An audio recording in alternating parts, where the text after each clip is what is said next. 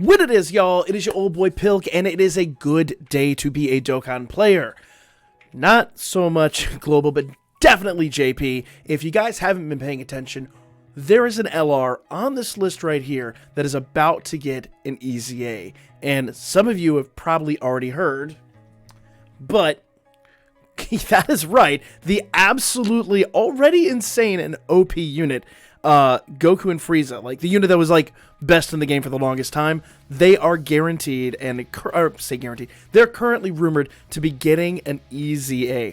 What in the hell could Akatsuki be thinking aside from, you know, they've got to keep up, I guess, at this point.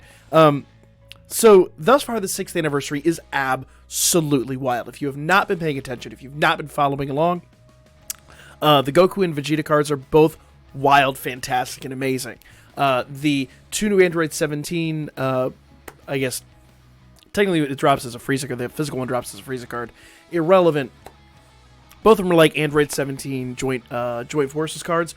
Both of those cards are absolutely wild. And now to get an EZA of this card, which has absolutely no right being any better than it actually is getting an EZA. Guys, if you're global players, it is time to start saving, start thinking. I don't normally say that this early, but I'm going to be honest. If you don't have this card, when the EZA drops, you are going to want this card. I am not exaggerating. This card is going to be nuts. Now, we don't have the actual details on here, but we can kind of surmise. So, representatives of Universe 7 category, Ki +3, HP attack and defense 170%, with a tech Ki +3, HP attack and defense 90%. The only thing I could think is maybe they add a second category here. I cannot imagine this gets any better than 177%. I just don't see that leader skill changing too much. Maybe get rid of the tech and add a second, add a second category lead or something like that. I really just don't know how they're going to make this any better than it already is without completely breaking the game. Though, to be fair, all the 6th anniversary units are absolutely game breaking. So this is wild. It is definitely time to really contemplate what you're doing and start saving for the anniversary. Now, that doesn't say, like, don't spend here and there, but really, like, my goal is to come out of every current event with at least 300 Iris just chilling in my box, or Iris, 300 Dragon Stones, wrong game, chilling in my box and just waiting for the next big event. That is my goal. So that way, like, every single event we have, we're leading up to the next big thing. So that is something to heavily consider. Now, what is their passive going to be? We have no possible clue. They could add some stuff here because I'm going to be real. Colossal damage lowers attack is kind of lackluster. I wouldn't be surprised if they did lowers attack and defense, or maybe raises attack and lowers attack and defense, or something like that on the 12 key. The 12 key could definitely be improved on this unit. I don't think there's any question there.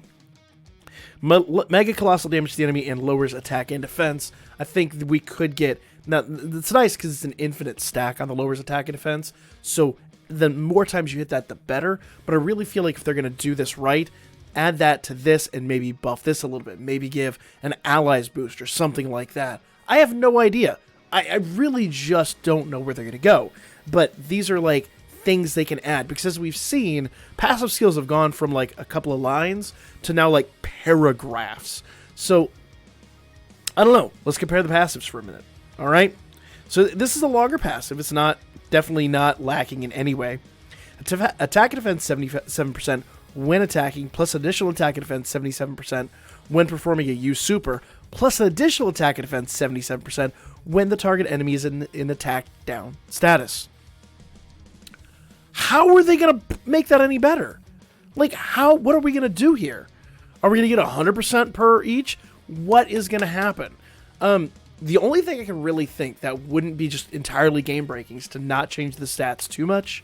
And yes, mine is not leveled up. I've been working on levels. But this does mean that levels are going to definitely be a big priority for me going into the next event. I just, unfortunately, I guess that might be the takeaway here. I just don't use this unit as much as I used to. They're a great unit, don't get me wrong, but they're not... I don't know. Maybe it just... Let's see what categories they're on. Because they're not going to change categories. So Representatives of Universe 7, Universe Survival Saga, Full Power, Joint Forces, and All Out Struggle. So they're on some great teams. But I'm going to be real. Probably it's just because I use the... Probably just because I use the 5th anniversary teams and the Kamehameha teams just a little more prevalently than this team. So, though to be fair, there's no argument that Representatives of Universe 7 and Universe Survivor Saga are just broken and insane after this event. Literally, you could build a whole LR team, and now an EZA LR team if this information is actually correct. And it's all over Twitter. It's everybody sharing this out. So if this is fake news, this is big fake news. As soon as we have the VGEM scans, I will be bringing them to you. We just don't have any information yet, but I wanted to bring this out because I got word of this late last night. I intended to make my video on it. Now that everybody's talking about it, I think it's really time to get it out there. So let me know in the comments section what kind of skills you think these units are going to get, because they're unbelievable. They're wild already, and short of maybe adding categories in here that they really don't deserve or need, is there something you think they could do?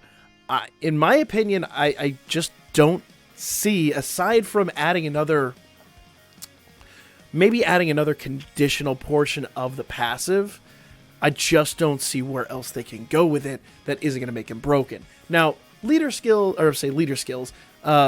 essays, I think they could do a little work on that. I'm not going to lie. I would love to see something where in the U Super they maybe do an all allies 30% increase or something like that. 30% seems like a lot for this card, but they could do something like that. Let's take a look at the defense, because the defense is pretty wild too. Yeah, so not like they're lacking in defense. That's kind of the downside of some of these cards, is maybe sometimes they're lacking in defense. But 12k defense, I don't think you can call lacking, especially not now. One thing to take into account here, attack and defense 77% when attacking, plus an additional attack 77%. They could do that attack and defense 77% and give them a little bit more defense. Now, I don't think I've ever had my card actually take crazy damage when I'm in an event, but maybe they're planning for something big. Like, they're really gonna have to ramp up enemies in this game if they're gonna be a threat to an easy aid Goku and Frieza card. So I guess, guys, I'm gonna call it there. I really don't have any clues. When we get the actual information, when we get the scans and all that, I will definitely bring that out to you. But this is just stupid hype. And global players, pay attention.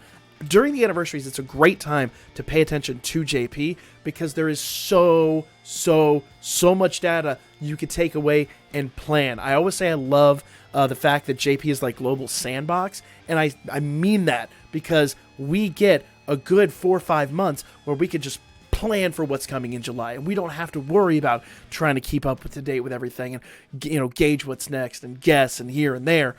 We know what's coming. We can prepare, and we can prepare now. It's so unbelievably hype. So guys, that's my video. Like, comment, share. I'm going to be back at you guys with more Dokkan Battle here very soon.